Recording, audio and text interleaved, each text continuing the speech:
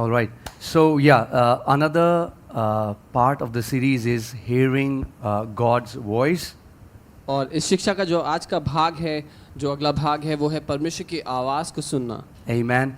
And my desire is that all of us, as we are journeying together into growing into maturity, that we would learn to hear the voice of God. और मेरी चाहत ये है कि जब हम सब परिपक्व हो रहे हैं, सयाने हो रहे हैं परमेश्वर के इस यात्रा में, तो हम परमेश्वर की आवाज़ को सुनना, उसको पहचानना सीखें। Amen. So let's just pray, let's just prepare our hearts to receive from the word, and I believe that Jesus is going to talk to us this morning. तो आइए हम प्रार्थना करें, अपने दिल को तैयार करें, और मैं ये मानता हूँ कि प्रभु यीशु हमसे आज सुबह बात करेंगे। Father, in the name of Jesus, we come before you. पिता, प्रभु यीशु के नाम में हम आपके सामने आते हैं। We thank you that you are our Father and we are your sons and daughters. और हम धन्यवाद देते हैं कि आप हमारे पिता हैं और हम आपके बच्चे हैं। And we know that you have something special to talk to us this morning. और हम जानते हैं पिता, कुछ खास आपने आज रखा है हम सबसे बात करने के लिए। And Lord, I pray that everybody who hears this message will be encouraged in their spirit man in the name of Jesus. और मैं ये प्रार्थना करता हूँ पिता, जो कोई हमें आज सुने, जो कोई इस वचन को सुने, वो अपनी आत्मा में प्रोत्साहन पाए यीशु के नाम में। So Father, we are ready. Talk to us this morning. इसलिए पिता, हम तैयार हैं, आप हमसे आज सुबह बात करें, Speak to our hearts. हमारे दिलों से बात करें, Fill us with your spirit. अपने आत्मा से हमें भर दें। Here we are. हम आपके सामने हैं In Jesus' name. यीशु के नाम में, Amen. Amen. All right. So I want to talk to you about hearing God's voice तो मैं आपसे बात करना चाहता हूँ आज परमेश्वर की आवाज़ सुनने के बारे में, and how important it is for a believer. और ये कितना महत्वपूर्ण है एक विश्वासी के लिए। In fact, let me say this, that we cannot fulfill the plan, the destiny that the Father has for us if we don't give place to hearing God's voice in our life. यहाँ तक कि मैं तो ये कहूँगा कि हमारे जीवन के मकसद को पूरा करना मुश्किल है अगर हम परमेश्वर की आवाज़ को ना सुने। Amen. And let's go to a scripture. Let's go to John chapter 6. We will see verses 63. और हम शुरुआत करते हैं वचन की आयत यूहन्ना 6 उसके 63 से। I'll be speaking about the later part of the verse, and it says, Jesus said, "The words that I speak to you are spirit and they are life." और जो इस आयत का अंत का भाग है मैं उसकी बात करूंगा आज। जो बातें मैंने तुमसे कही हैं वे आत्मा है और जीवन भी। All right. So Jesus is saying that the word that he speaks, the word that comes out from him, they are spirit and they are life. तो यीशु ये कह रहे हैं जो बातें उन्होंने की हैं, जो बातें उनके मुंह से निकली हैं, वे आत्मा है और जीवन है। Let me say it this way, when you encounter God's word, you encounter his spirit. तो मैं इसको इस तरह से कहूँगा, जब आपका सामना परमेश्वर के उसकी आवाज़ से होता है तो आप उसकी आत्मा का अनुभव करते हैं। Every time you encounter the word of God, every time you encounter the spirit of God. जब कभी आप परमेश्वर के वचन का साक्षात्कार करते हैं, परमेश्वर की आत्मा का साक्षात्कार आप So करते हैं। Jesus said two things. He said, "My words are spirit and my words are life." तो यीशु ने दो बातें कही, मेरा वचन जीवन है और मेरा वचन आत्मा है। So when we encounter the word of God, not only we encounter the spirit of God, but we also encounter the divine uncreated Zoe life of God. तो जब कभी हम परमेश्वर की आवाज़ को, उसके वचन का अनुभव करते हैं, हम ना केवल उसकी आत्मा का अनुभव करते हैं लेकिन साथ ही उसके उस अलौकिक जीवन का अनुभव पाते हैं। Man was designed to be sustained by the word of God. मनुष्य इस रीति से बनाया गया था कि परमेश्वर के वचन से वो जीवित रह सके। Please hear me carefully. Whenever you will not live from the word, you will live from the knowledge of good and evil. और ध्यान से सुनिए, जब तक आप परमेश्वर के वचन से नहीं जिएंगे, आप अच्छे और बुरे के ज्ञान से जिएंगे। Amen. If you're not living from the word, you are living by reasoning. Whatever is happening in the world. अगर आप परमेश्वर के वचन से उसकी आवाज़ से नहीं जी रहे तो आप अपने दिमाग को लगा करके क्या चल रहा है दुनिया में उसके हिसाब से जिएंगे. And in the book of James, it talks about the worldly wisdom, and the Bible calls that kind of wisdom sensual, which means it comes from sense knowledge. और याकूब की पुस्तक बात करती है उस दुनियावी बुद्धि के बारे में जो हमारी ज्ञानेंद्रियों से प्रभावित होता है, उससे उत्पन्न होता है. Many times what people do is they try to gather so much of information through reading thousands of books, and what they are trying to do is they are trying to sharpen their reasoning. और कई दफ़ा लोग हज़ारों किताबें पढ़कर अलग अलग जगहों से ज्ञान बटोर कर क्या करना चाह रहे हैं, अपनी जो क्षमता है तर्क वितर्क करने की उसको और चोखा और पैना करना चाह रहे हैं. You know, many times you want to learn everything about how everything functions, and many times the more that kind of information comes, the more it hinders for us to receive the word. और अक्सर हम सीखना चाहते हैं सब चीज़ों के गहराई के बारे में कि क्या कैसे काम करता है, और उसका नुकसान ये होता है जितना ज़्यादा हमें पता होता है उतना ज़्यादा वो बातें हमें रोकती हैं उन चीज़ों को जीने में, उनका अनुभव करने में. Amen. And we saw in the garden what brought death was when Adam and Eve ate from the tree of the knowledge of good and evil.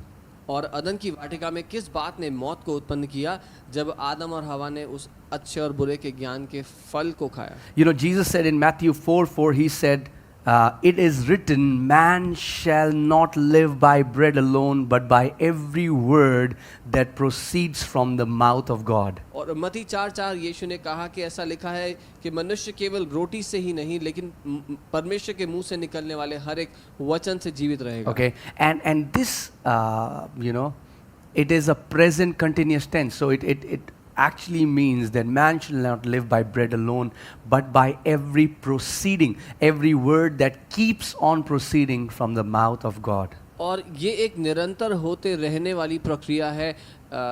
वो मनुष्य केवल उन वचनों से केवल रोटी से जीवित ना रहेगा, लेकिन हर एक उस वचन से जो परमेश्वर के मुंह से निकलता रहता है. Because God himself is the word. क्योंकि परमेश्वर स्वयं ही वचन है. John 1:1, right? In the beginning was the word was with God, the word was God. यूहन्ना 1:1 बाइबल कहती है आदि में वचन था, वचन परमेश्वर के साथ था और वचन ही परमेश्वर था. Please hear carefully. If you get it, I'm telling you, you will walk as victorious champions in your life. इसलिए ध्यान से सुने जो मैं सिखा रहा हूँ. अगर आप इस बात को जान गए, समझ गए, तो आप जयवंत योद्धा की तरह जिएंगे. Our Christian walk is not about doing. मसीह जीवन करने के विषय में नहीं है. Even the word obedience, which comes from the Greek word hupakuo, it doesn't mean doing, it means intently hearing. यहाँ तक कि इब्रानी शब्द आज्ञाकारिता भी करने से मतलब नहीं रखता. उस शब्द का अर्थ है हुपाको, जो शब्द है इब्रानी में, उसका अर्थ है ध्यान से सुनना. And in the book of Hebrews, और इब्रानी किताब you know, the Bible says that God is only pleased by faith. Bible कहती है परमेश्वर केवल विश्वास ही से प्रसन्न होता है. Not by doing, but by faith. करने से नहीं लेकिन विश्वास से. And the Bible says faith comes by hearing. और बाइबल ये कहती है कि वो विश्वास सुनने से आता है. If you can set this area of your life right about hearing, every other area will fall in the right place.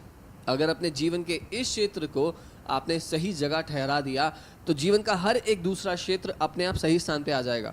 Amen. So it's about intently hearing. Obedience, you know, you can do a word study.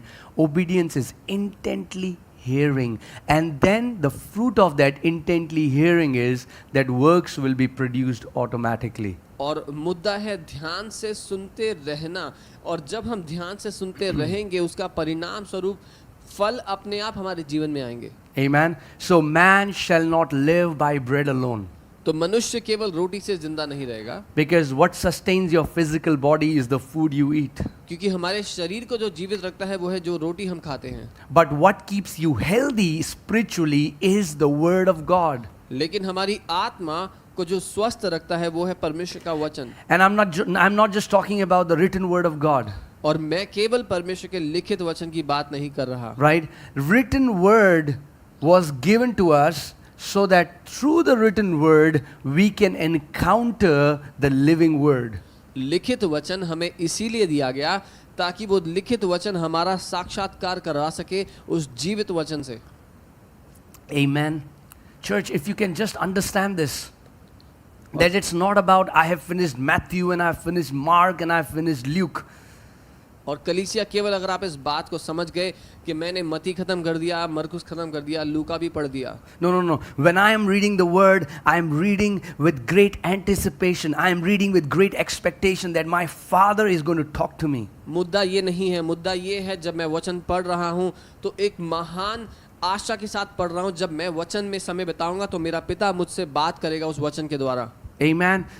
See, the word is written to everyone, but when you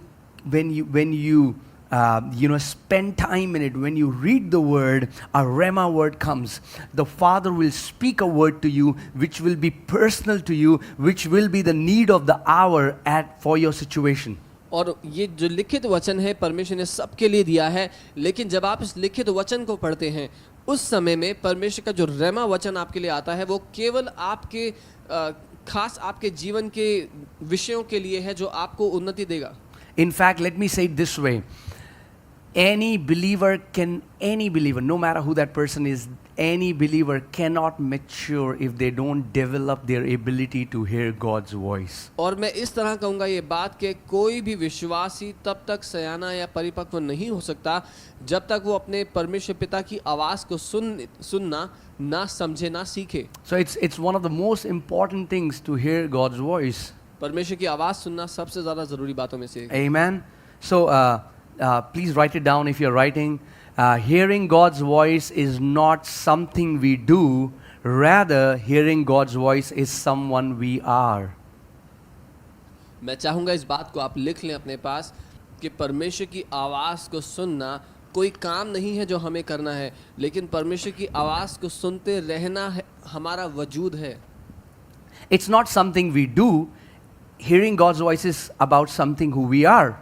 परमेश्वर की आवाज़ सुनना कोई काम नहीं है जो हम करते हैं, वो हमारा व्यक्तित्व हमारा वजूद का कारण है. Jesus said, "My sheep hears my voice." यीशु ने कहा मेरी भेड़ें मेरी आवाज़ को सुनती हैं. It's not about what sheep will do, because they are sheep, because they are his sheep, they will hear his voice. मुद्दा ये नहीं है कि भेड़ें क्या करती हैं, मुद्दा है क्योंकि वो उसकी भेड़ें हैं वो उसकी आवाज़ को सुनती हैं. Amen. Because you are born of God, that's why you have the capacity, you have the ability to hear God's voice. क्योंकि आप परमेश्वर से उत्पन्न हुए इसीलिए आपके पास वो क्षमता है, वो लियाकत है कि आप परमेश्वर की आवाज़ को सुन सकें. It's not like something, it's not that you're not born with it and then you have to go to places to search for it. You are born with the innate ability to hear your Father's voice. ऐसा नहीं है कि आपको कहीं जाना पड़ेगा या उसको तलाशना पड़ेगा, लेकिन जिस घड़ी आपका जन्म आपके परमेश्वर पिता से हुआ उस क्षमता के साथ हुआ कि आप उसकी आवाज़ सुन सकें. Amen. Like when a child is born in a family, if that child is born in Russia, or take another example, if a child is born in China or Africa or India, they have the ability to hear, but when they are born they cannot comprehend what their parents are saying.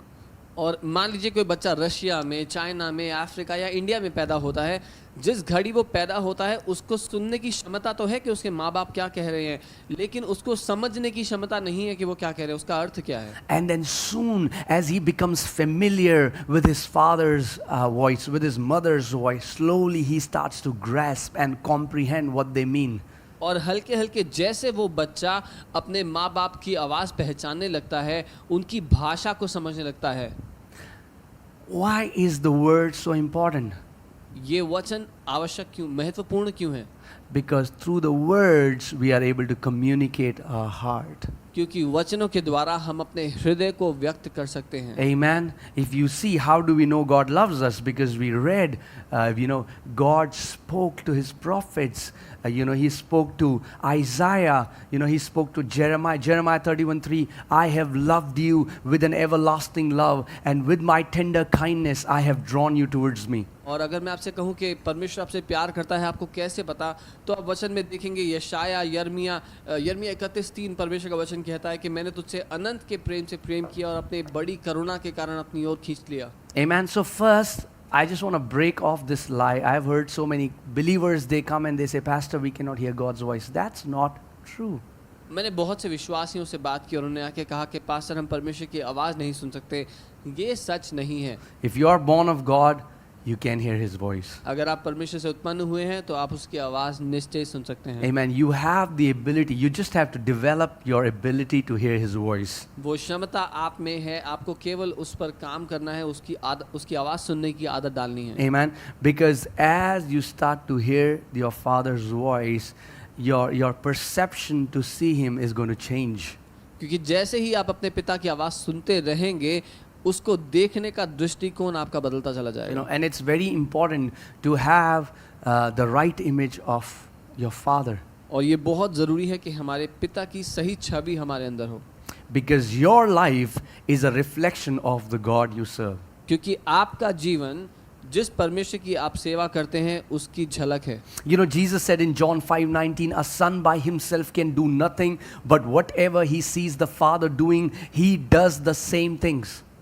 यीशु ने कहा कि एक बेटा अपने आप से कुछ नहीं कर सकता, लेकिन जो कुछ वो पिता को करते हुए देखता है वही वो करता है. So if you see Father as an angry, unmerciful, judgmental God, तो अगर आप परमेश्वर पिता को नाराज, गुस्सैल और न्याय का दंड देने वाला परमेश्वर देखते हैं, guess what? Your life would be exactly that.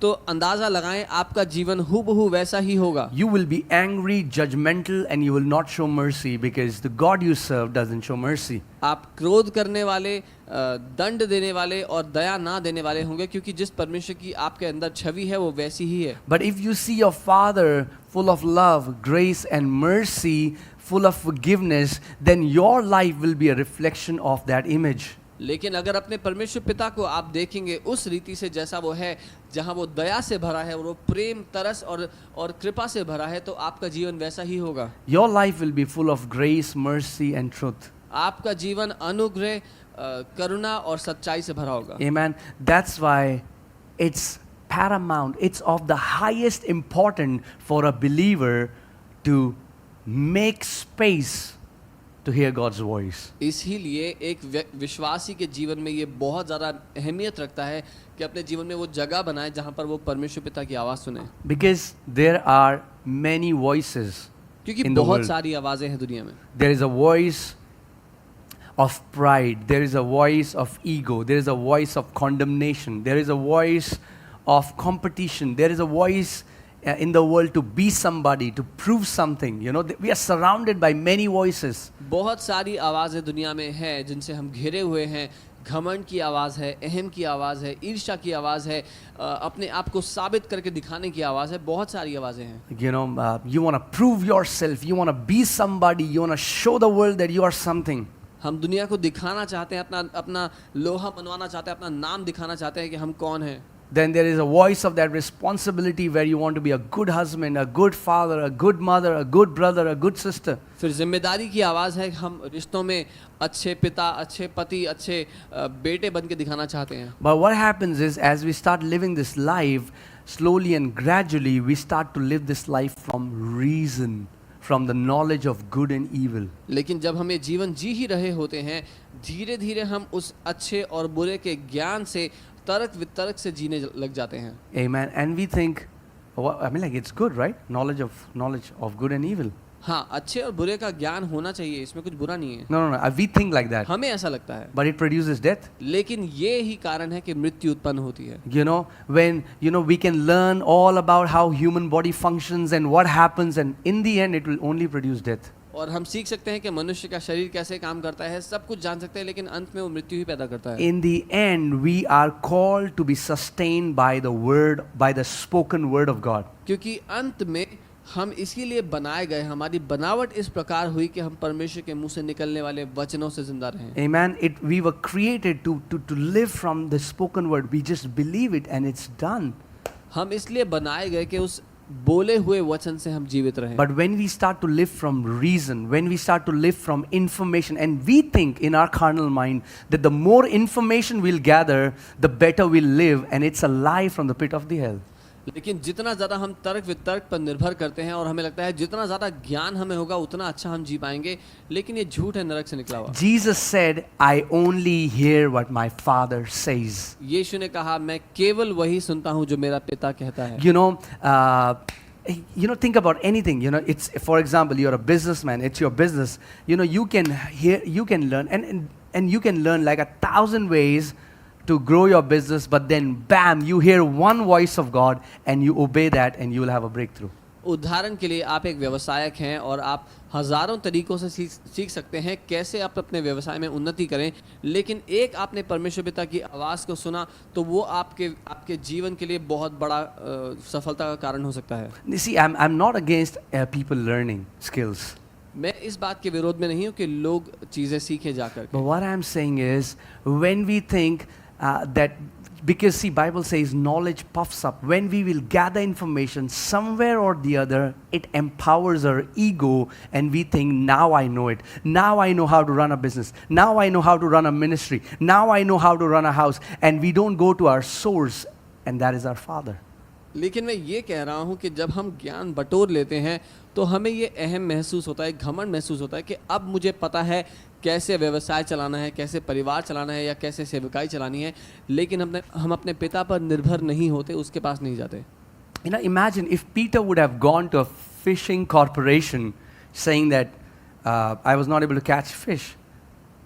They would have maybe put him in a training for 6 months, told him, hey, you need to reamp your boat, you need to change your net, you need to do a couple of things, you need to change the way you catch fish, और हो सकता है अगर पतरस किसी fishing corporation या बड़ी company के पास जाता, बोलता मैंने पूरी रात मेहनत की, कोई मछली नहीं पकड़ी, तो हो सकता है वो उसको सुझाव देते कि आप 6 महीने की ट्रेनिंग करो हमारे साथ ये वाली, या आप अपनी शिप में, अपनी बोट में ये अपग्रेड कर लो, उसमें जाल बदल लो। Don't try to fish at the night, you fish in the morning. Don't try to fish in the morning, you fish in the afternoon, But the moment he encountered the word, which is Jesus, there was a spoken word that came out from the word, and the word was, cast your net on the right side. That's it. और हो सकता है वो कहते हैं कि रात की जगह दिन, सुबह किया करो मछली पकड़ने का काम, या सुबह की जगह दोपहर को किया करो, लेकिन जिस घड़ी पतरस का साक्षात्कार यीशु के साथ उस वचन के साथ हुआ, जिसके मुंह से जो जीवित वचन निकला वो ये था कि दाहिने हाथ पर अपना जाल डाल, बस इतना ही था। And now, if you analyze it through reasoning, it sounds stupid. Peter would have tried putting his net right, left, everywhere, right? और अगर ज्ञान के मुताबिक या तर्क वितर्क से इस बात को देखा जाए तो ये बेवकूफ़ी नजर आती है, क्योंकि पतरस ने दाएं बाएं हर जगह अपना जाल डाला होगा। He was saying that I have toiled all night. Imagine, all night. वो ये कह रहा था कि मैंने रात भर मेहनत की है। But the preceding word, लेकिन वो जो जीवित वचन आया, said, cast your net on the right side. उसने कहा अपना जाल दाहिनी ओर डाल। And Peter said, man, I'll just obey as you have said. और पतरस ने कहा जो आप कह रहे हो मैं कर लूंगा। He didn't change his net. उसने अपना जाल नहीं He बदला, didn't change his boat. नाव नहीं He बदली, didn't change his fishing style. अपना मछली पकड़ने का तरीका नहीं बदला, Simply obeyed the instruction. साधारण रूप से जो कहा गया था वो पूरा किया। Put his net on the right side. अपना जाल दाहिनी ओर डाला। Man, boatload of fishes to the point where his boat started sinking. He had to call other boats and put the fishes from this boat to another boat.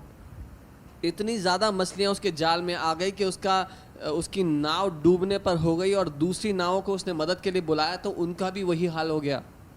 See, learn. I'm not against, become excellent in the skills that you have, but understand that we live, our source is the word. जो कुछ आप काम करते हैं, जिस किसी क्षेत्र में आप काम करते हैं, उस क्षेत्र में उत्तीर्ण हो जाएं, एक्सीलेंट बन जाएं, लेकिन ये जानते हुए कि हमारा जो सोता है वो परमेश्वर का वचन, उसकी आवाज़ है। Our source is the word. We are designed to sustain from the word. हमारा सोता वो परमेश्वर की आवाज़ है. हमारी रचना इस तरह से हुई है कि उसकी आवाज़ सुनकर के हम जीवित रह सकें. And many times the knowledge of good and evil becomes a substitute for us to go to the word, because now we think we know it. I have cracked the code. I know it now how things operate. और कई बार ये जो ज्ञान का घमंड है हमारा, कहूँगा कि अब मुझे पता है कि कैसे करना है, अब मैं समझ गया हूँ, वही हमें हमारा नुकसान करता है. Right? Because this wisdom, it's wisdom. The Bible calls it wisdom. But the Bible says this wisdom is sensual. This wisdom, and then later the Bible says this wisdom is demonic. और Bible आगे बताती है कि ये जो ज्ञान है, ये जो बुद्धि है, ये ज्ञानेंद्रियों से प्रभावित है और ये शैतानी है. Right? Let's read that. James 3:15. याकूब 3 और उसका 15 हम पढ़ते हैं. James 3:15. Open your Bibles, and it says, such wisdom does not come down from heaven, but is earthly. Right? It's earthly. It's unspiritual. It's demonic. और यहाँ लिखा है, यह ज्ञान वह नहीं जो ऊपर से उतरता, वरन सांसारिक और शारीरिक और शैतानी है.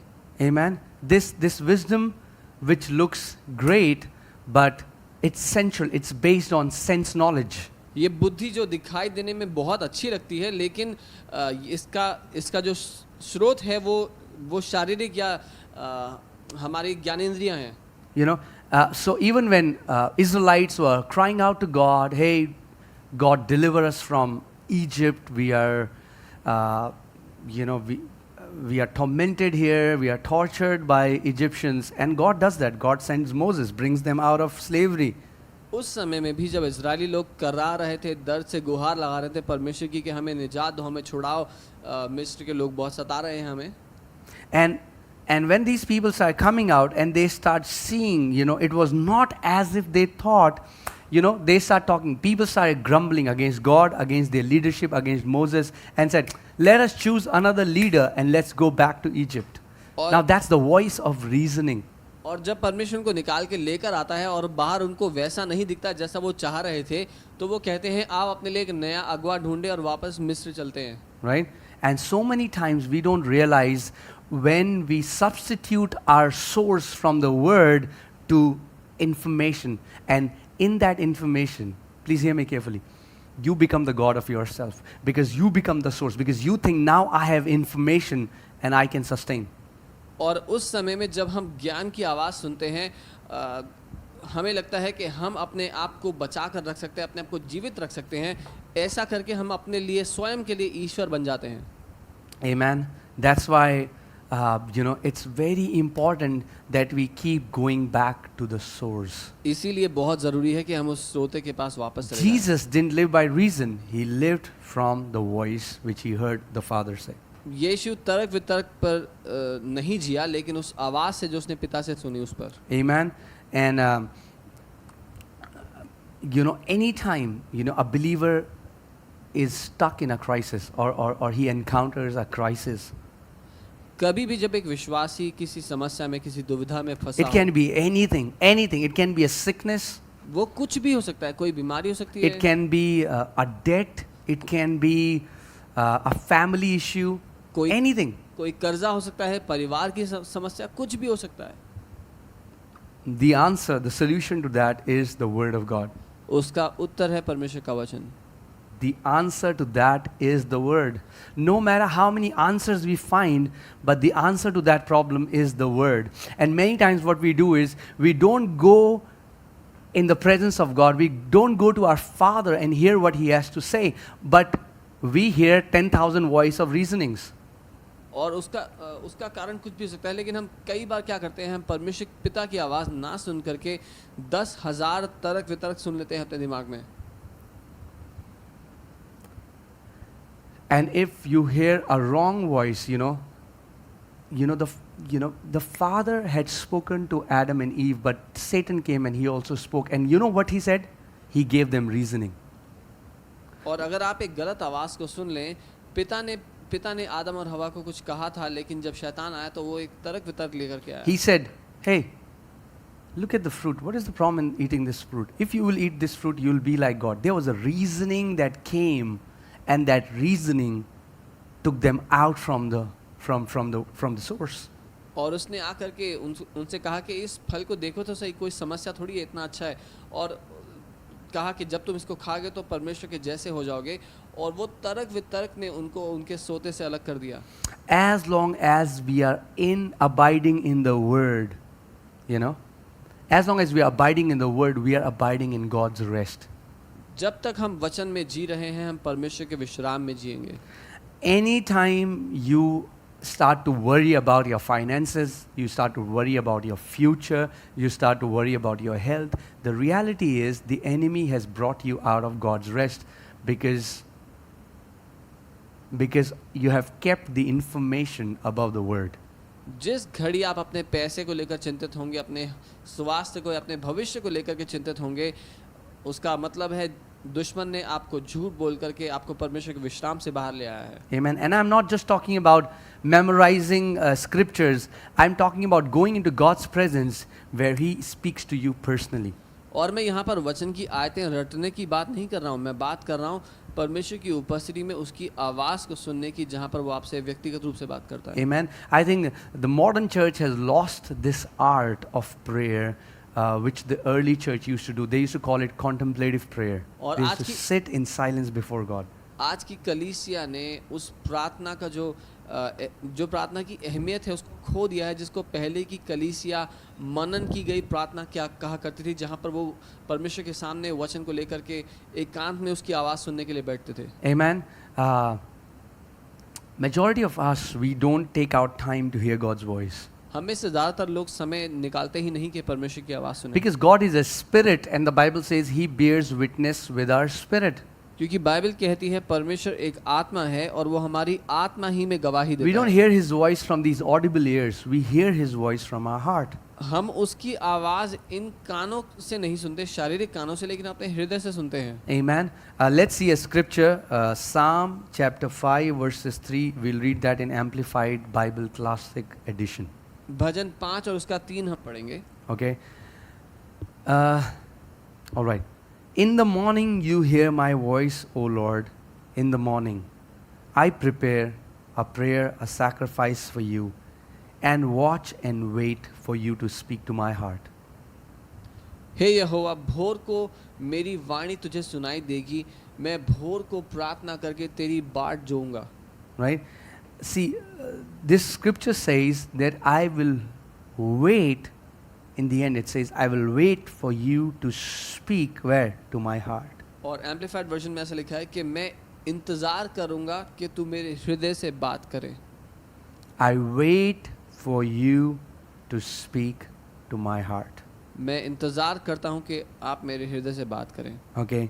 We don't wait.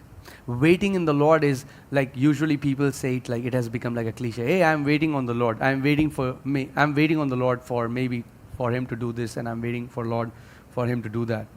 और हम लोग वो नहीं करते, लेकिन अक्सर हम इसको एक कहावत की तरह, तकिया कलाम की तरह इस्तेमाल करते हैं कि मैं परमेश्वर का इंतजार कर रहा हूँ कि वो मेरी ज़िंदगी में ये करेगा या वो करेगा. Right? Waiting on the Lord is when you wait in His presence you wait in His presence so that you can hear Him. You can hear His voice. लेकिन परमेश्वर पर इंतजार करना या उस पर ठहरना, उसका अर्थ है जब आप उसकी आवाज़ सुनने के लिए उसकी उपस्थिति में ठहरते हैं. You know, a good example of that would be a waiter. If you went to a restaurant and a waiter came to take your order. और इसका एक अच्छा उदाहरण होगा, मान लीजिए आप एक रेस्टोरेंट में गए और एक वेटर आपका ऑर्डर लेने के लिए आए. And the waiter, you know, comes with a maybe pen or a menu and says, yes sir, what do you want to eat? और हो सकता है वो आपके सामने एक नोटपैड और पेन लेके आए या मेन्यू दें आपको. अब And now you're क्या thinking, खाएंगे? and now he doesn't say anything. He just waits for you to speak. Okay, what? Okay, one dal makhni. He writes one dal makhni. So now he waits for you to speak. और वो कहने के बाद waiter कुछ नहीं कहता, वो बस इंतज़ार करता है कि आप क्या कहते हैं, और जो कुछ आप कहते हैं वो उसको लिखते रहते हैं. It's a very good example because that's how you wait on. I mean, like I want to make it as simple. You know, it's not complicated. You just, when you have prayed in tongues, when you have worshipped, when you have poured out your heart, Now just wait in God's presence in silence and let Him speak to your heart. और ये बहुत अच्छा उदाहरण है उसके लिए, जब हम परमेश्वर की उपस्थिति में जाते हैं, आराधना कर लिया आपने, अन्य भाषा में बोल लिया, सब कुछ कर लिया, उसके बाद आप एकांत में चुप करके उसकी उपस्थिति में बैठे और सुनने के लिए बैठे. Amen. I mean, like you just wait for God to speak to you. आप ठहरे कि परमेश्वर आपसे बात करे. Right? We read that in Genesis that God put Adam in a garden called Eden, and Eden means pleasure. हम उत्पत्ति में पढ़ते हैं कि परमेश्वर ने आदम और हवा को एक बगीचे में रखा, अदन की वाटिका, इसका अर्थ है आनंद.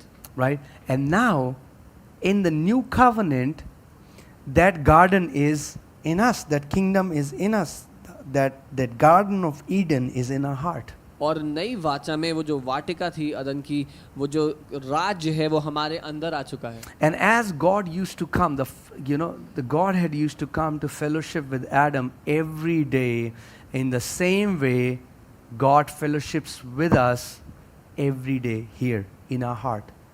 और जिस तरह परमेश्वर हर रोज आदम और हवा के साथ संगति करता था, वैसे ही आज हमारे हृदय में, हमारे अंदर वो हमारे साथ संगति करता है. Amen. And the Father, not only we wait for Him, even He waits for us.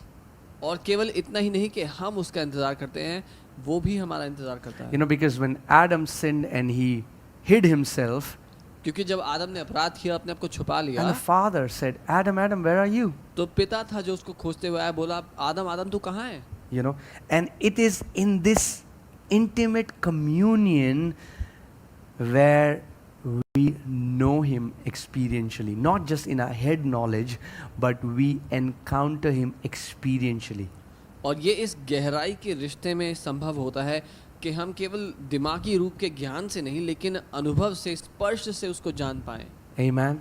So, how do we do that? We simply, many people, they are not able to hear God's voices because all they do is they keep saying, it's mostly it's a monologue. Prayer is supposed to be a dialogue. Prayer is nothing but talking, right?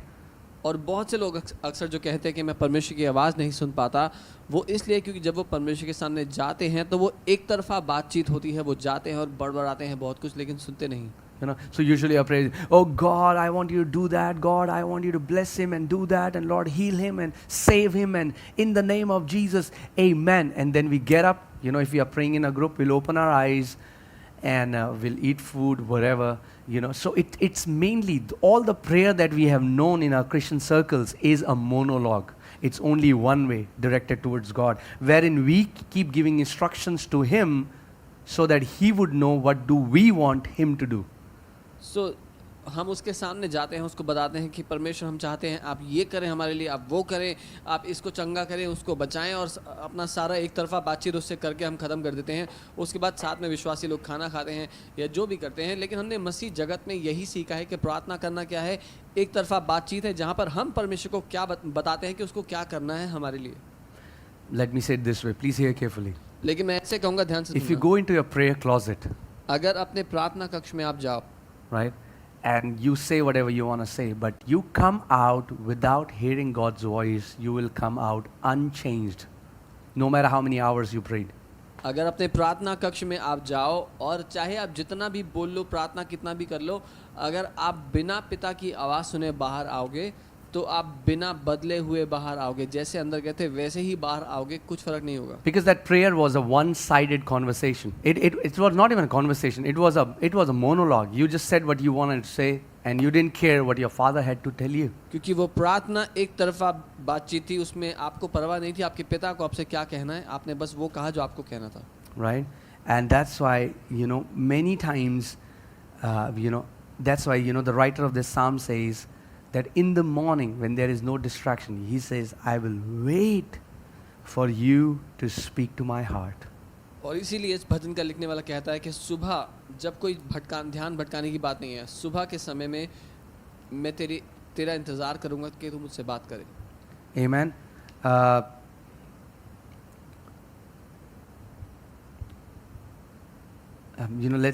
Let's look at a scripture. Let's go to Isaiah chapter 40.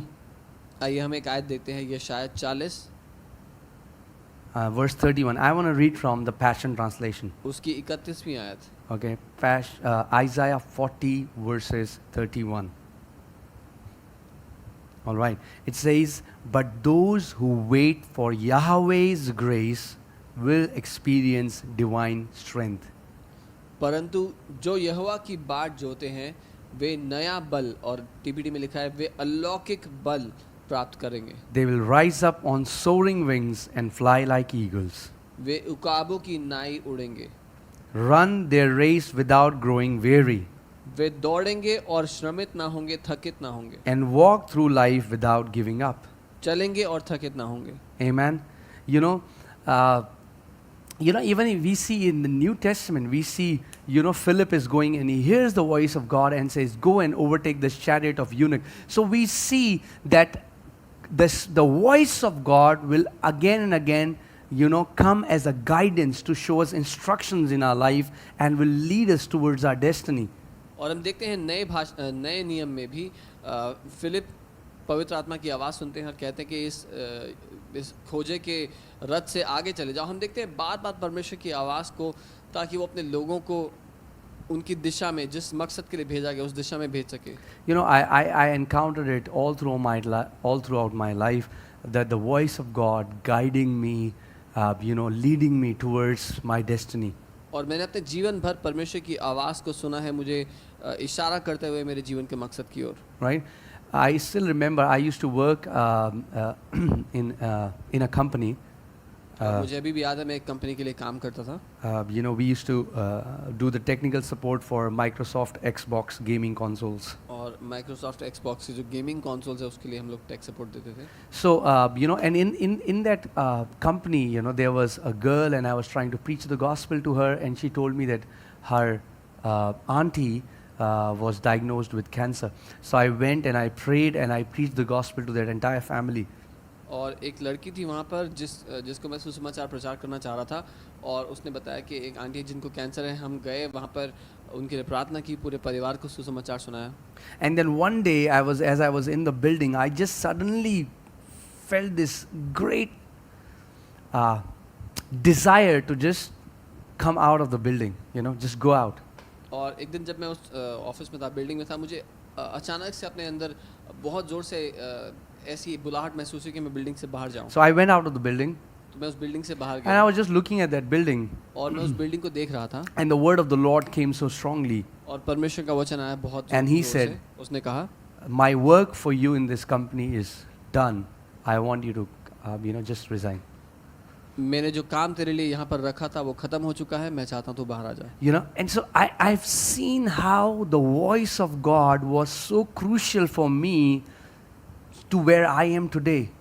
तो मैं देखता हूँ मेरे जीवन के लिए परमेश्वर की आवाज़ इतनी महत्वपूर्ण थी जहाँ मैं आज हूँ उसके लिए. All of my step, I saw the voice of God guiding me, leading me.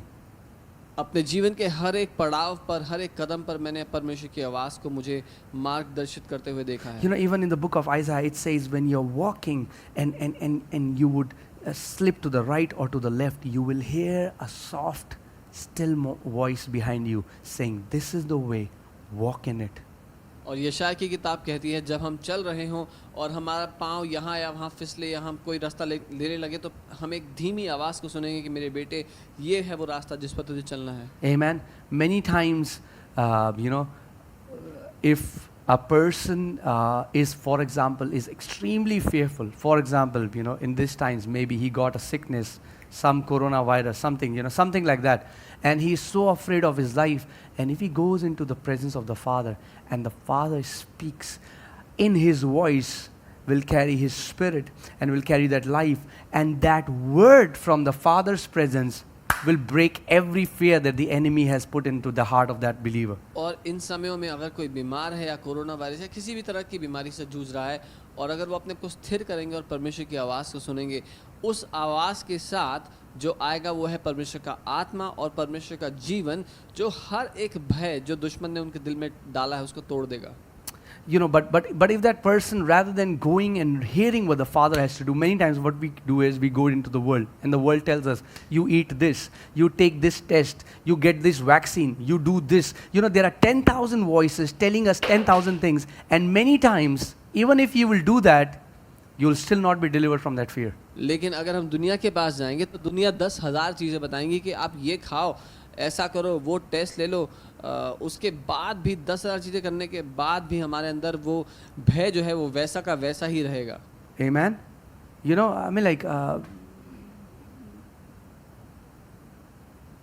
the answer, I mean, like, I can say so many things, but I choose not to. What I'll say is that the solution to whatever crisis we are going through is not the information of good and evil, it is the Word of God. इसलिए मैं कहूँगा जो समाधान है वो अच्छे और बुरे का ज्ञान नहीं, लेकिन परमेश्वर का वचन है. You know, if you're struggling in an area, for example, it can be any area, it can be a long time sickness, it can be a problem in your office, it can be a debt. You go to the Father and say, Father, I want to hear what you have to say for this. I want to hear what you have to say. अगर आप जीवन के किसी भी क्षेत्र में समस्या में है, दुविधा में है, तो ज़रूरी है कि आप पिता के पास जाएं और कहें, पिता मैं सुनना चाहता हूँ, आप क्या कहते हैं इस बारे में. You know, I think I've shared before, but let me share the testimony again because that's so powerful. मैंने पहले भी एक गवाही दी है, लेकिन मैं दोबारा देना चाहूँगा क्योंकि बहुत सामर्थ्य है. You know, when Monica's dad was diagnosed with cancer, जब मोनिका के पिता को कैंसर बताया डॉक्टर ने, and we went to the doctors, and the doctor said that the cancer has spread all throughout his body. हम डॉक्टर के पास गए, doctor ने कहा कि कैंसर इनके पूरे शरीर में फैल गया है. All right. Now again, the medical science was saying you do chemo, you do this, you do that. There was 10,000 voices. And to be very honest, I got very tired. I was exhausted because every day we had to go to hospital and a long line, and you know, I used to drive him to hospital and bring him back from hospital. और medical science बता रही थी ये test करा लो, वो करा लो, और मैं बहुत थक गया था, सच कहता हूँ, क्योंकि हर रोज़ उनको डॉक्टर के पास लेके जाना, अस्पताल लेके जाना. And one day I just went into my room, I just knelt down and I said, Father, what do you have to say about this situation? और एक दिन मैं घुटनों पर आया अपने पिता के सामने और मैंने कहा, पिता आप क्या कहते हो इस परिस्थिति के बारे में.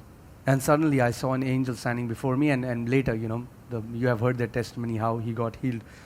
और अचानक एक स्वर्गदूत को अपने सामने मैंने खड़ा हुआ सुना और मैंने आपको बताई ये गवाही कैसे वो बाद में ठीक हो गए उससे. See, what I'm saying is many times, and guys, please understand my heart. I'm in no way saying that we don't learn, we don't grow, we don't go to teachers, we don't go to instructors. We learn in our skills, we grow in our skills. But what I'm saying is that is not a substitute from going to the Father. और मैं किसी भी रीति से ये नहीं कह रहा कि अपनी स्किल पर काम ना करें, हम सीखें ना, शिक्षकों के पास ना जाएं, बिल्कुल भी ये नहीं कह रहा हूँ. वो सब करें, वो बहुत अच्छा है, लेकिन हम निर्भर होना सीखें परमेश्वर की आवाज़ पर हर एक बात के लिए. Amen. I'm not saying that you don't eat good, you don't have supplements, you don't have vitamins. I'm not saying that. मैं ये नहीं कह रहा हूँ अच्छा खाना मत खाओ, वाइटामिन्स मत खाओ. But if you put your confidence, if you say because I'm eating this and that's why I'm going to live, you're going to die. लेकिन मैं ये कह रहा हूँ क्योंकि अगर आपका भरोसा इस बात पर है क्योंकि मैं ये खा रहा हूँ इसीलिए मैं लंबा जीऊंगा, तो वो मृत्यु को उत्पन्न करेगा. No, the Bible says, Proverbs 4:20 says, my son, give attention to my words because they are life to those who find them. Our life, the way, because why we will overcome every sickness is not because what I am eating and the knowledge I have. It's because of the word that sustains me. नीति वचन 4 उसका 20 वचन कहता है, मेरे बेटे मेरी आवाज़ को ध्यान धरकर सुन. हम इसलिए जिंदा नहीं रहेंगे क्योंकि हमें पता है कि हम क्या खा रहे हैं, क्या कर रहे हैं उस ज्ञान के कारण, लेकिन क्योंकि हम उसकी आवाज़ को सुनते हैं. वचन कहता है जो उसकी आवाज़ को सुनेगा उसके लिए वो जीवन होगा. See, that kind of wisdom is sensual. It comes from sense knowledge. It can tell you how much calorie it has and how much of that, and that is good. You know, all of that is good. But if you operate at that level, you are operating as a soulish believer and not living from your reality. Your spirit is sustained by the word. हाँ, अगर आपका सारा ध्यान इस बात पर होगा कि इसमें कितनी कैलोरी है, कितना क्या है, तो आप केवल सांसारिक रीति से जिएंगे, एक विश्वासी होने की जो पूरी विरासत है उसमें नहीं जिएंगे. Amen. And this word is for me. I mean, like, as I'm saying this, I am getting convicted myself because I have been guilty of this. और जब मैं आपसे बात कर रहा हूँ तो मेरे दिल में भी मैं याद कर रहा हूँ वो सारी बातें जब मैंने ऐसा किया है. Right? Many times we stop living from our reality, from the spirit man, and we start trusting. I am healthy because I'm eating organic food. I am healthy because I'm drinking this kada and I'll eat this vitamin. That's rubbish.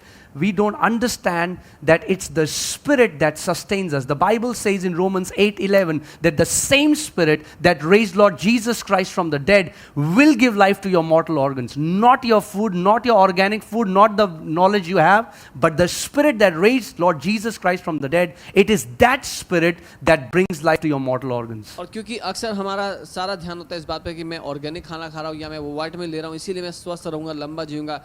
जी नहीं, वचन रोमी 8 उसका 11 वचन कहता है जिस आत्मा ने यीशु को मुर्दों में से उठा के जिंदा कर दिया वही आत्मा हमारे अंदर रहता है और हमें एक नया जीवन, हमारे अंगों को नया जीवन देता है. और वो आत्मा ही है जो आपको जीवित रखेगा, आपके खाने का, आपके वाइटामिन और आपका ऑर्गेनिक खाना नहीं. Amen? Please understand this.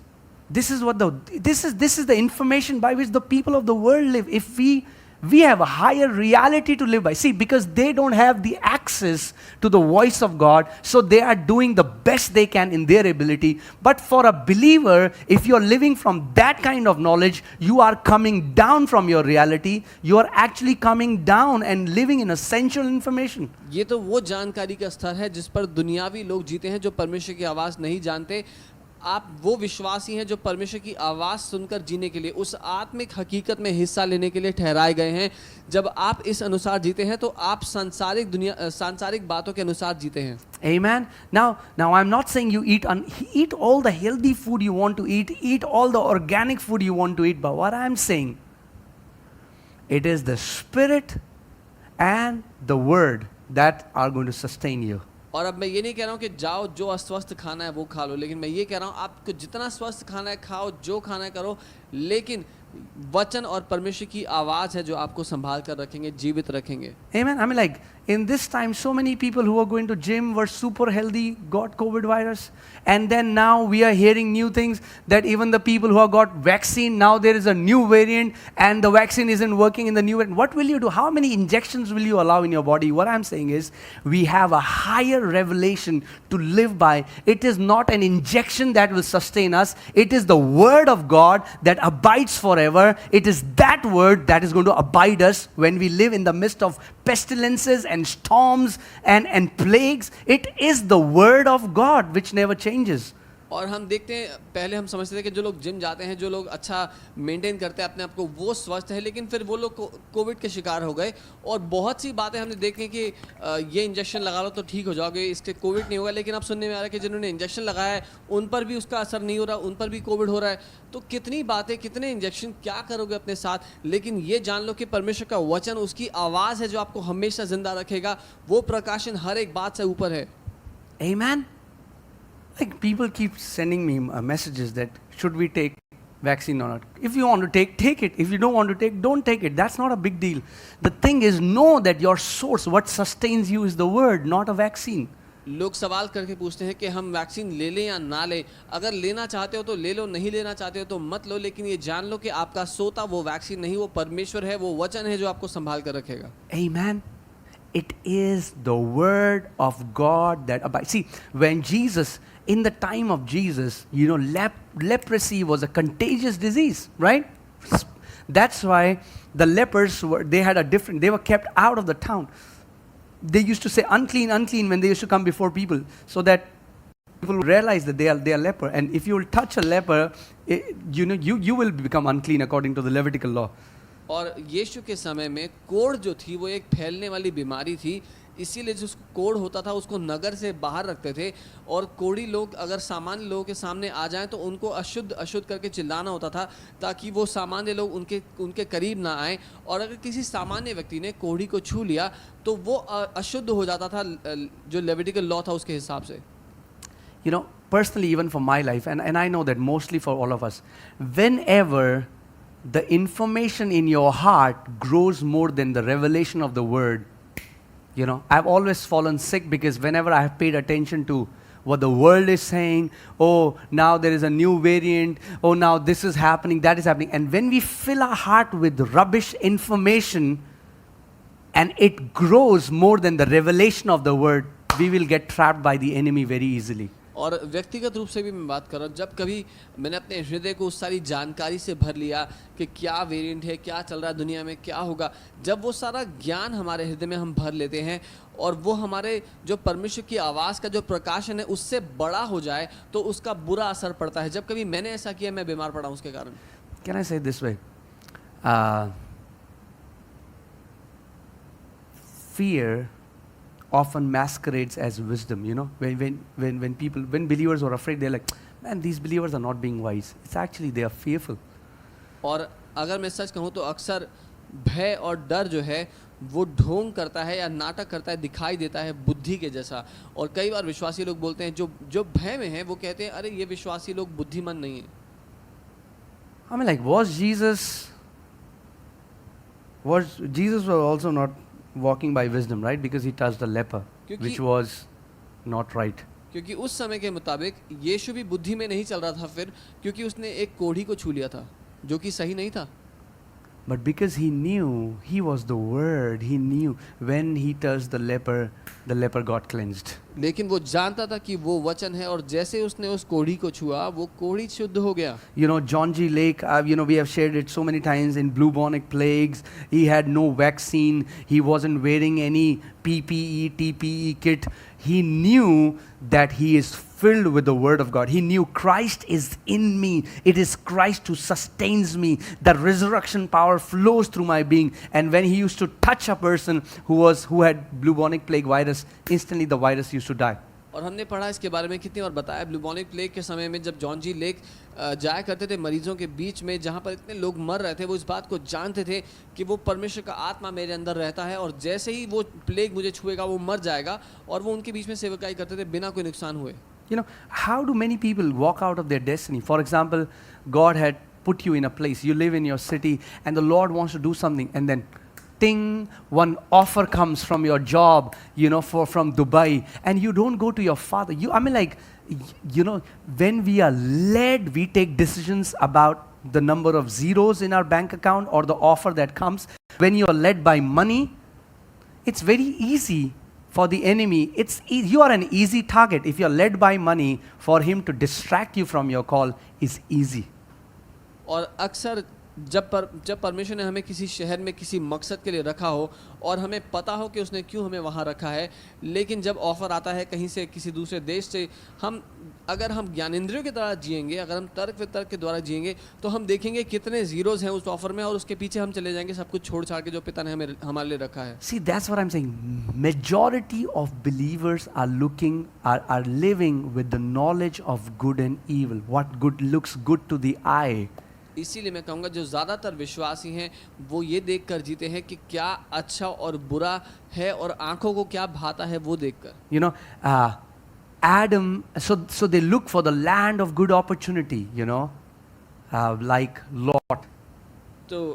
तो वो तलाशते हैं कि अच्छे कहाँ पे उनको अच्छा मिलेगा मौका अपने जीवन में कुछ करने के लिए, जैसे लूत ने किया. So Abraham and Lot, they are prospering, both of them. They are loaded with blessings, and their servants started fighting one another. So Abraham said, "Hey Lot, it's not good that the difference of our servants would also affect our hearts for one another." और Abraham और लूत एक साथ एक जगह रह रहे थे, बहुत तरक्की कर रहे थे, बहुत उन्नति कर रहे थे.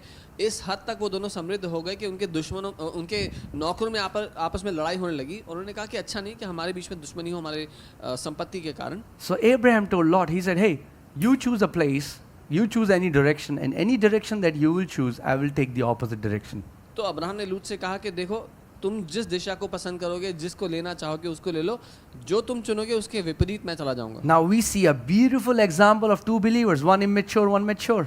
और हम देखते हैं खूबसूरत उदाहरण दो विश्वासियों का, एक जो परिपक्व नहीं है और दूसरा जो परिपक्व है. An immature believer think, oh, if I get a job in Amex, if I get a job in Microsoft, if I get that, then I will. They see their blessings as external, depending on the companies that they work for or the country. I want to go to America. I want to go to Australia. I want to go to Dubai. Nothing wrong in going to those places. But what I'm saying is, your blessing is not outside. और एक जो परिपक्व विश्वासी नहीं है वो देखता है अपनी आशीषें अपने से बाहर. अगर मेरी एमएक्स में, मेरी माइक्रोसॉफ्ट में नौकरी लग गई, या अगर मैं यूएस चला गया, मैं ऑस्ट्रेलिया चला गया, मैं यहाँ चला गया, आपकी आशीष ये सब करने में, इन सब जगह जाने में कोई बुराई नहीं है, लेकिन अगर आप ये सोचते हैं कि आपकी आशीष आपसे बाहर है तो जी नहीं। Oh, if I get that 12 lakh package, man, I will be blessed. अगर वो 12 लाख का पैकेज मुझे मिल गया तो मैं आशीषित हो जाऊंगा।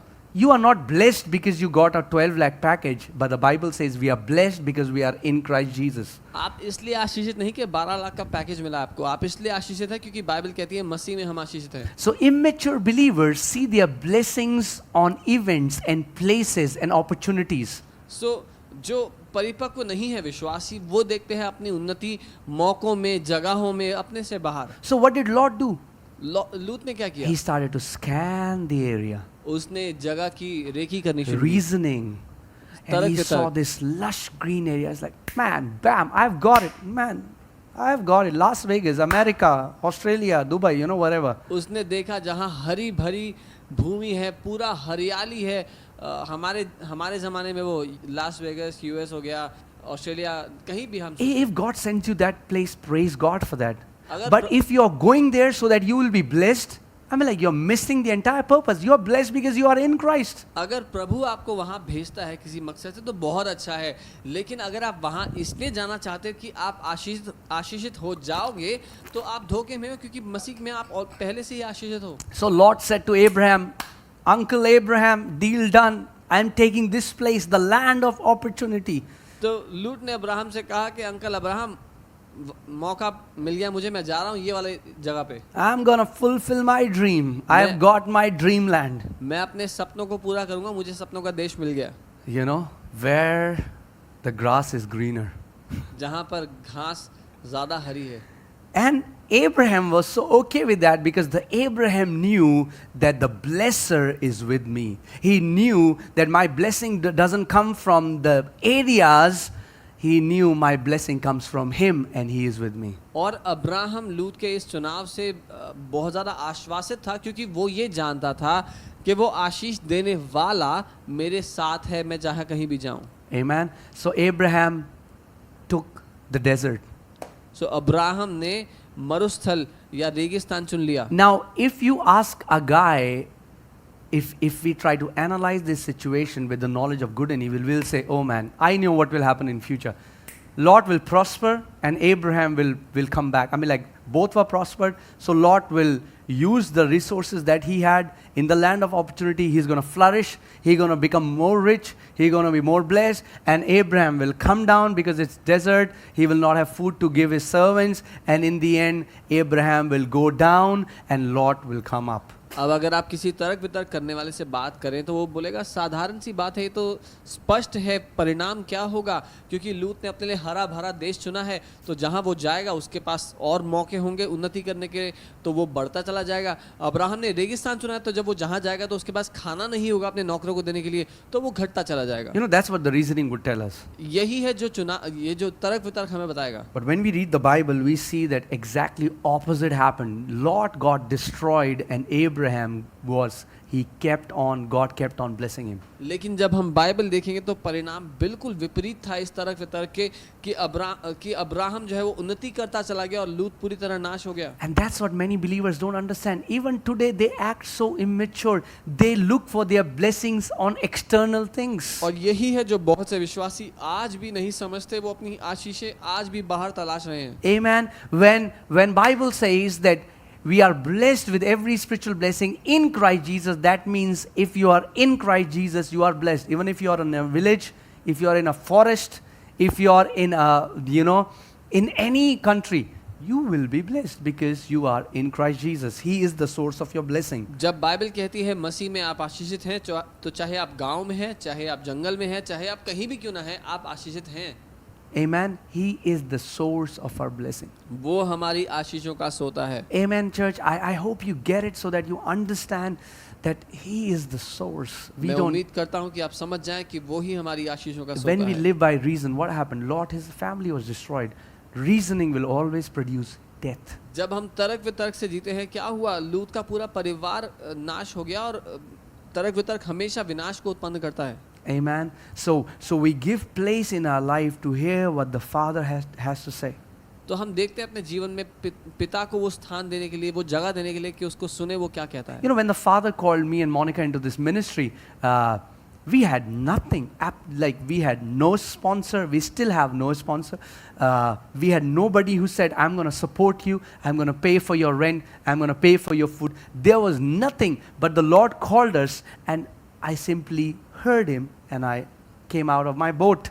और जब पिता ने मुझे और मोनिका को सेवकाई के लिए बुलाया, हमारे पास कोई स्पॉन्सर नहीं था और ना ही आज है, लेकिन हमने साधारण रूप से अपनी नाव से बाहर कदम रख दिया. You know, what if I would have said, okay, God, but I mean, like, in my reasoning, this doesn't make sense. I mean, like, tell me, how much will I get?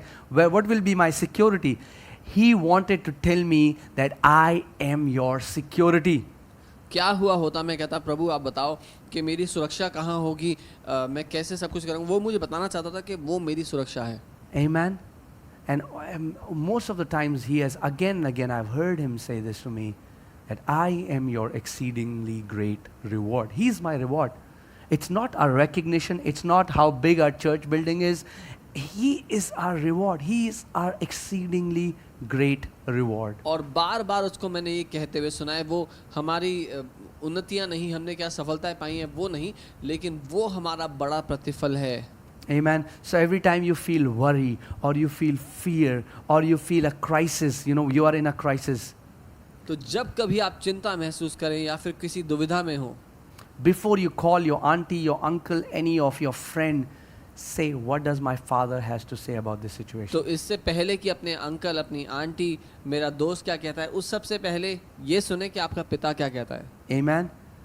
What your father will tell you will completely change your perspective about that situation. जो आपका पिता आपसे कहेगा वो पूरी तरह आपके दृष्टिकोण को बदल देगा उस परिस्थिति के लिए. Amen. And many times, you know, what we do is we try to, it's the reasoning that will try to hinder the work of God. और ये तर्क वितर्क ही है जो परमेश्वर के काम को रोकने की कोशिश करेगा. Amen. Even with this ministry, we have switched off our logic, and if God said something, we just wanted to obey that.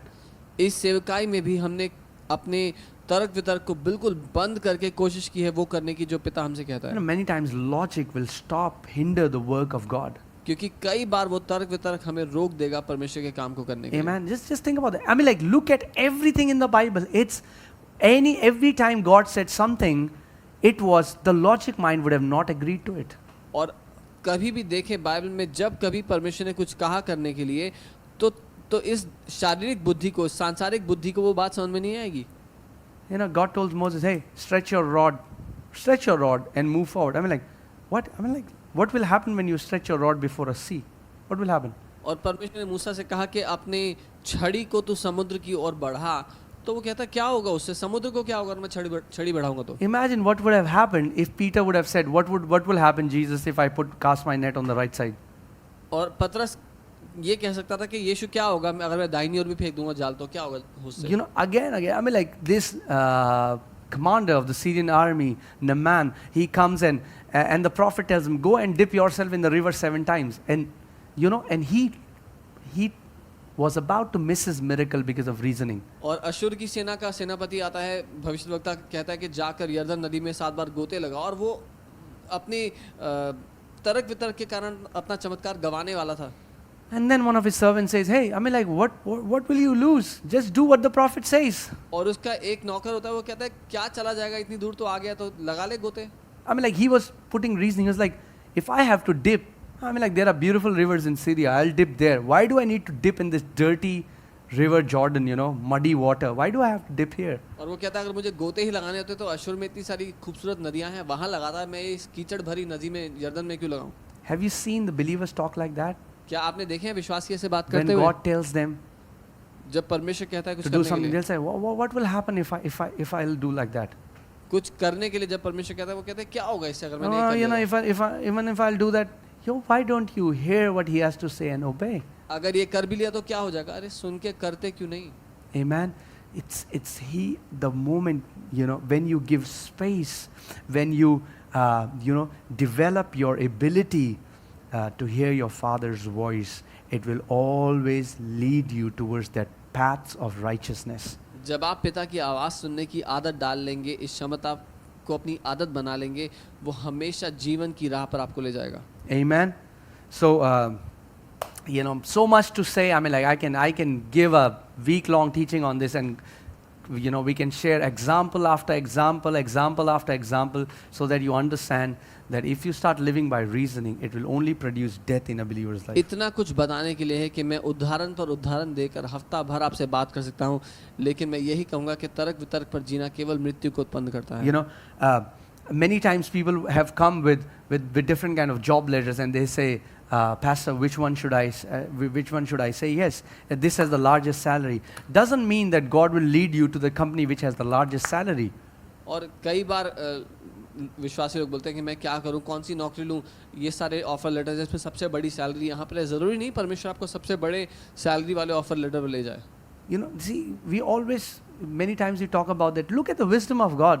हम हमेशा इसके बारे में बात करते हैं. परमेश्वर की बुद्धि का अंत देखिए. Apostle Paul, प्रेरित पौलुस, Pharisee of Pharisees, जो फरीसियों का फरीसी है, learned under Gamaliel, the best Pharisaical teacher of that time. जिसने गमलीएल के अधीन सीखा, उस समय का सबसे बढ़िया शिक्षक था. In this time, think about a guy graduated from Oxford or MIT. आज के समय में आप तुलना कर सकते हैं ऑक्सफोर्ड या MIT के कोई सबसे उत्तीर्ण ग्रेजुएट की. Right? So Paul was an excellent scholar. सो पौलुस एक बहुत ही अच्छा, He calls himself, Pharisee of Pharisee. एक ऐसा बुद्धिजीवी व्यक्ति था जिसको फरीसियों का फरीसी कहा गया. The teacher, the scholar of the law. वो एक शिक्षक था जो जो जो व्यवस्था में पूरी तरह समझ रखता था. Now, according to reasoning, अब बुद्धि के मुताबिक, he is the best candidate to preach the gospel to the Jews. तर्क वितर्क के मुताबिक वो सबसे बढ़िया व्यक्ति है यहूदियों के पास भेजने के लिए. Right? If you use your logic, man, who can be a better candidate to represent Christ before Jews? तो अगर आप तर्क वितर्क करोगे तो कौन पौलुस से बढ़िया हो सकता है कि यहूदियों के पास भेजा जाए उसको. But God sends him to Gentiles. लेकिन परमेश्वर पौलुस को भेजता है अन्य जातियों के पास. Lord, why would you do that? प्रभु ऐसा क्यों करोगे? We don't know. मुझे नहीं पता, We don't know. हम नहीं जानते. And then Peter, an illiterate, untrained fisherman. और फिर पतरस एक अनपढ़ जो प्रशिक्षित नहीं है, एक ऐसा मछुआरा. And God sends him to preach the gospel to Jews. और परमेश्वर उसको भेजते हैं यहूदियों को प्रचार करने के लिए. See, the way God would work, He wants us.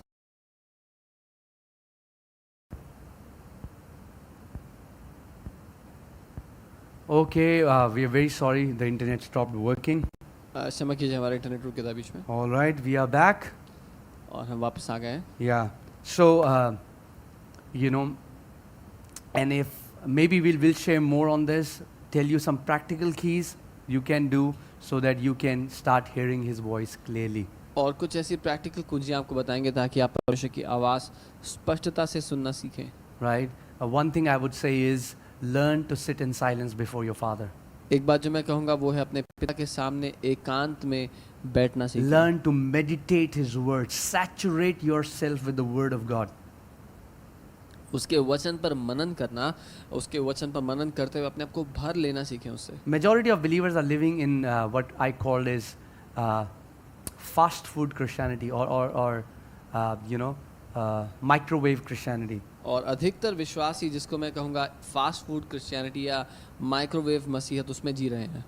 It's like, you put add 2 popcorns in your microwave, you put the timer for 2 minutes and pop, they pop and it's ready. और आपने popcorn का packet रखा microwave में, 2 minute का timer लगाया और तैयार हो गया वो. And that's what people do. They'll go to Bible app on their phone, they'll take out a plan, read 2 verses in a day and they're like, I've done my duty, I've done my job. और यही विश्वासी लोग करते हैं, वो Bible app में 2 versus पढ़ते हैं रोज के डेली प्लान में और कहते हैं मैंने अपनी नौकरी कर ली आज की. No, you need to sit and marinate yourself with the word, abide in the word, fill your heart with the word, let it saturate your entire being. जी नहीं, बहुत ज़रूरी है कि अपने आप को परमेश्वर के वचन में डुबो ले, उसकी उपस्थिति में अपने आप को डुबो ले.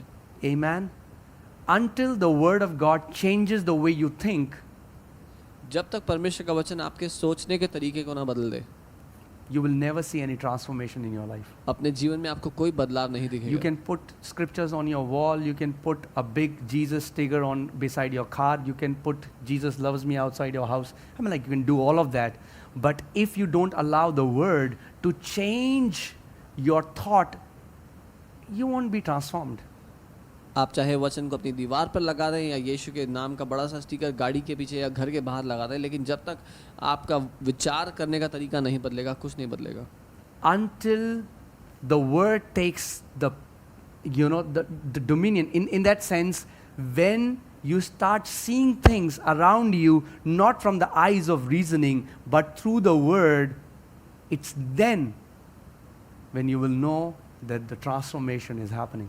जब आप अपने आसपास की दुनिया को देखेंगे और देखेंगे आपका देखने का नजरिया बदल गया है, तब आप जानेंगे कि वो बदलाव अंदर से हो रहा है. Amen. So for example, you're outside in a situation and everybody is saying something, your reasoning is saying something.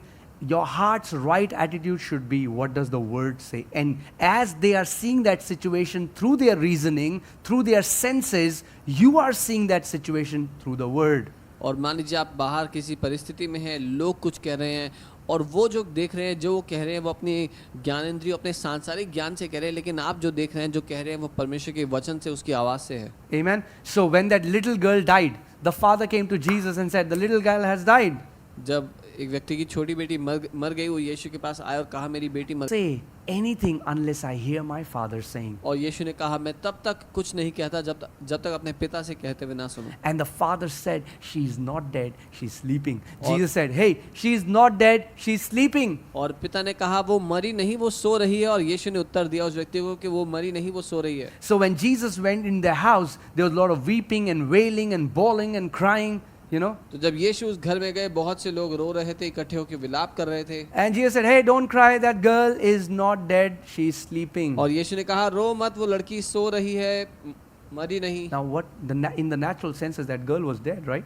अब स्वाभाविक रूप से देखा जाए तो वो लड़की मर चुकी थी. Right? There was no breath in her, dead. उसमें कोई सांस नहीं थी, वो मरी हुई थी. But Jesus was living above the sense knowledge. लेकिन यीशु इस सांसारिक ज्ञान से, इस ज्ञानेंद्रियों के ज्ञान से ऊपर जी And as believers, we have the privilege to live above sense realm, sense knowledge. और विश्वासी होने के कारण हमारे पास ये सौभाग्य है कि हम ज्ञानेंद्रियों से ऊपर जी सकें. Amen. And when Jesus said that, all these people began to mock Jesus. Many times when you stand in faith, your fellow believers will say you are irresponsible, you have no wisdom, and they will mock you.